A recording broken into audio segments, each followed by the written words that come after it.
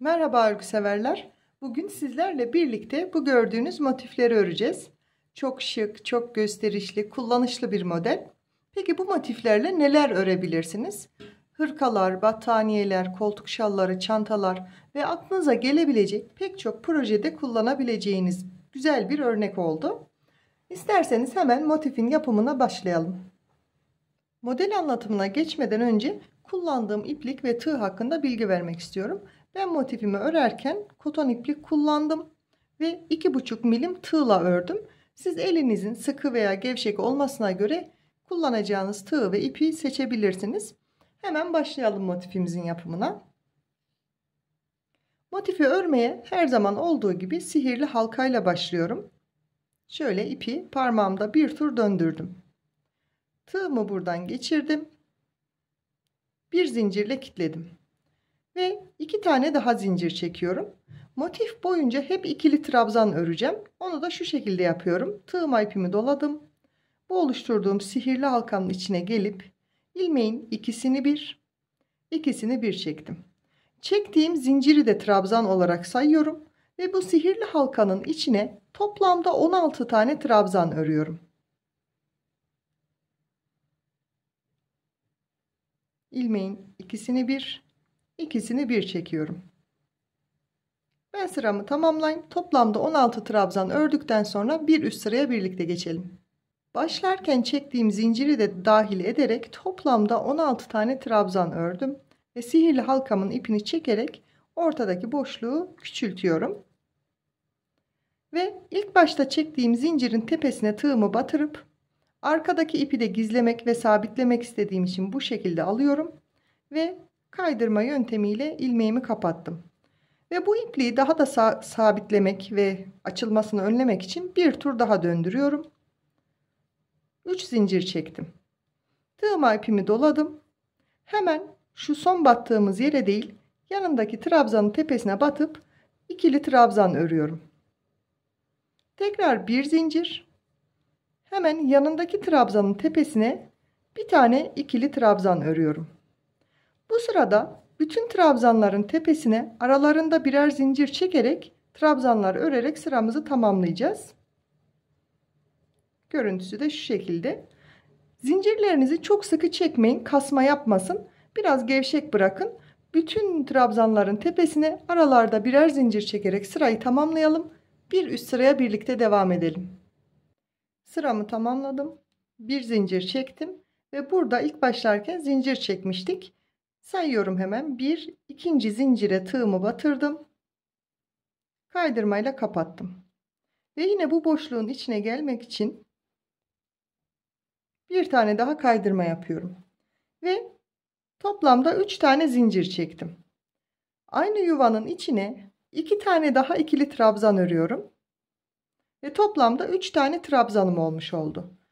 Bu sıra boyunca bütün yuvaların içine ikili trabzanlardan 3'er tane örerek sıramızı tamamlıyoruz. Gördüğünüz gibi tekrar bir sonraki boşluğun içine geldim. 3 tane trabzan örüyorum. Bir sonraki boşluğun içine yine 3 tane trabzan örüyorum. Aralarında hiç zincir çekmeden bu sırayı da bu şekilde tamamlıyoruz. Görüntüsünü de böyle göstereyim. Ben bütün sırayı tamamlayıp daha sonra birlikte devam edelim.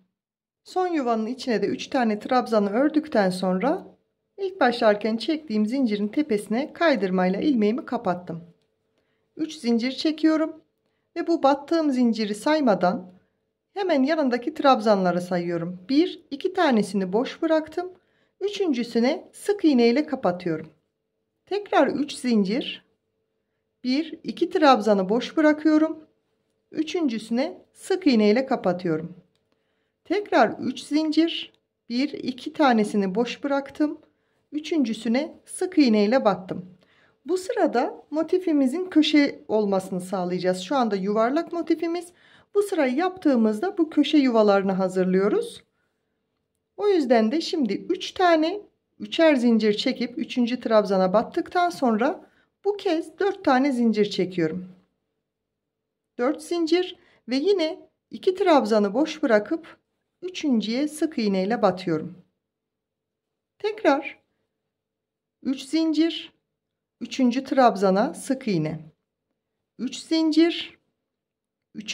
trabzana sık iğne, tekrar 3 zincir, 3. trabzana sık iğne, 3 tane 3 zincir çektikten sonra dördüncüsünü 4 tane zincir çekiyorum ve yine 3. trabzana batıyorum.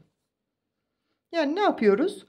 3 tane 3 zincir, 1 tane 4 zincir, 3 tane 3 zincir, 1 tane 4 zincir olarak sıramızı tamamlayalım. Sıranın sonuna geldiğimde son olarak 3 tane 3 zincir çekerek yuvalarımızı oluşturduk. Şimdi 2 zincir çekiyorum ve ilk başlarken battığım yere batıp ikili trabzan ördüm. Son köşemizi bu şekilde hazırlamış olduk. Şimdi tekrar 3 zincir çekiyorum ve bu oluşturduğum köşenin içine çektiğim zincirle birlikte toplamda 5 tane trabzan örüyorum. 4 ve 5. Başta çektiğim zinciri de trabzan olarak sayıyorum ve hemen yanındaki boşluğa sık iğne ile kapatıyorum. Ve hiç zincir çekmeden bir sonraki boşluğun içine bu kez 7 tane trabzan yapıyorum. 2 3 4 5 6 ve 7 tane trabzanımı ördüm. Hemen yine bir sonraki boşluğun içine sık iğne ile kapatıyorum. Ve tekrar hiç zincir çekmeden bir sonraki yuvanın içine gelip bu kez köşemizi oluşturacağız. Buraya 5 tane trabzan örüyorum. 5 trabzanımı ördükten sonra köşe için 2 zincir ve yine aynı yuvanın içine 5 tane trabzan daha örüyorum. 4 ve 5. İlk başlarken köşenin bir yarısını yaptık. Sonra ortadaki trabzanlarımızı ördük ve bir köşeyi daha yaptık. Tekrar hiç zincir çekmeden bir sonraki yuvanın içine sık iğne ile kapattım ve bir sonraki yuvanın içine de tekrar 7 tane trabzan örüyorum. 6 ve 7. trabzanımı da ördüm. Ve bir sonraki yuvanın içine sık iğne ile kapattım. Şöyle göstereyim. Ben sıramı bu şekilde tamamlayayım. Bir üst sıraya birlikte devam edelim. Başladığım yere geldim. Yine o ilk başlarken bildiğiniz gibi 5 tane trabzan yapmıştık. O yuvanın içine tekrar 5 tane trabzan daha örüyorum. 3 4 ve 5. Bir fazla yapmışım. Burada köşe kapamasını yine bir zincir çekiyorum. Tığıma ipimi dolayıp ilk başlarken çektiğim trabzanın tepesine batarak bütün ilmeklerimi kapatıp köşemi oluşturdum. Bir zincir çekiyorum ve o oluşturduğum boşluğun içine bir tane sık iğne ördüm. Ve bu motifleri örerken şöyle bir püf noktası vereyim. Tam düzgün olmaz gibi duruyor. Her sırayı ördüğümüzde şöyle hafif hafif ilmeklerin yerine oturtursak böyle motifimiz gayet düzgün bir şekilde ortaya çıkmış olur. Son sık iğnemi ördükten sonra köşeye bir tane sık iğne ördük ve 4 zincir çekiyorum. Tığıma ipimi doladım. Buradaki boşluğun içine bir tane ikili trabzan örüyorum. Tekrar 4 zincir. Burada bildiğiniz gibi 7 tane trabzan çekmiştik, örmüştük. Onun dördüncüsüne sık iğne ile kapatıyorum. Tekrar 4 zincir. Bir sonraki boşluğun içine bir tane trabzan. Tekrar 4 zincir. Köşeye bir tane sık iğne yapıyorum. 3 zincir ve yine aynı noktaya sık iğnemle köşemi oluşturdum. Ben burada 4'er zincir çekiyorum ama sizin eğer örerken sıkı gelir, dar gelirse 5 de çekebilirsiniz. Bol geliyorsa 3 de çekebilirsiniz. Bunu örerken kendiniz ayarlamalısınız. Bundan sonra yine aynı burada yaptığımız işlemi bu köşelerde de yapıyoruz. 4 zincir çektim. Hemen bu boşluğa bir tane trabzan. Tekrar 4 zincir. 4. trabzana bir tane sık iğne. Ve 4 zincirle örgüme devam ediyorum. Ben sırayı tamamlayayım. Sonrasında devam edelim. Son yuvanın içine trabzanımı ördükten sonra 4 zincir çektim ve bu ilk başlarken köşemize bir tane sık iğne yapmıştık. O köşenin içine yine bir tane sık iğne yaptım. Bir zincir ve tığıma ipimi dolayıp ilk çektiğim sık iğnenin tepesine batıp bütün ilmeklerimi tek seferde kapatıyorum. 3 zincir ve yine aynı boşluğun içine 2 tane daha trabzan yapıyorum. Çektiğim zinciri de sayarak toplamda 3 tane trabzanım oldu. Hatta bunu daha düzgün yapayım. Biraz bol oldu. Aynı yuvanın içinde toplamda 3 trabzanım oldu. Hemen bir sonraki yuvanın içine 5 tane trabzan örüyorum. 2, 3, 4 ve 5 trabzan ördüm. Bir sonraki yuvanın içine bu kez 3 tane trabzan örüyorum. 3 trabzan ve yine bir sonraki yuvanın içine tekrar 3 trabzan örüyorum. Ve son olarak köşenin hemen yanındaki boşluğa da geldim. 5 tane trabzan da buraya örüyorum. 3, 4 ve 5. Köşe noktasına geldiğimde 3 tane trabzan, arada 2 zincir ve tekrar aynı yuvanın içine 3 trabzan daha örüyorum. Hemen şöyle göstereyim. Köşe noktamız. Burası da köşe. Aynı bütün köşelerde 3 trabzan, 2 zincir, 3 trabzan olarak öreceğiz. Köşenin hemen yanındaki boşluğa 5 tane. Onun yanındaki bu iki boşluğa 3'er tane. Bir sonrakine tekrar 5 tane ve köşemizi yapıp bu sırayı da tamamlayalım. Başladığım köşe noktasına geldim. Bir zincir çekiyorum. Tığıma ipimi doladım ve ilk başta çektiğim zincirin tepesine batıp bütün ilmeklerimi tek seferde kapattım.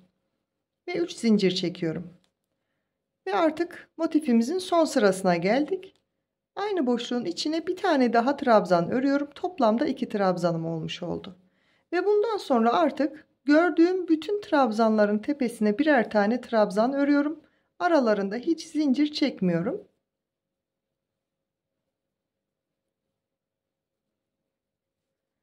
Bu şekilde bu sıramızda tamamlayacağız. Köşeye kadar gelelim. Köşeyi de birlikte örelim. Köşeye geldiğimde köşe boşluğunun içine de 2 tane trabzan ördüm. 2 zincir çekiyorum ve yine aynı noktaya 2 tane trabzan daha örüyorum. Ve yine aynı şekilde bütün trabzanların tepesine birer tane batarak bütün sırayı trabzan örerek tamamlıyorum. Ben sıramı tamamlayayım.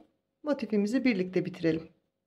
Son köşe boşluğuna da 2 tane trabzan yaptıktan sonra 2 zincir çekip ilk başladığım zincirin tepesine kaydırmayla kapatıyorum ve bir zincirle artık motifimi tamamladım. Hemen yine şöyle elimle düzeltiyorum motifi. Böyle yaptığınız zaman motifleriniz daha muntazam, daha düzgün olur. Şu şekilde. Ben hemen ipimi de keseyim.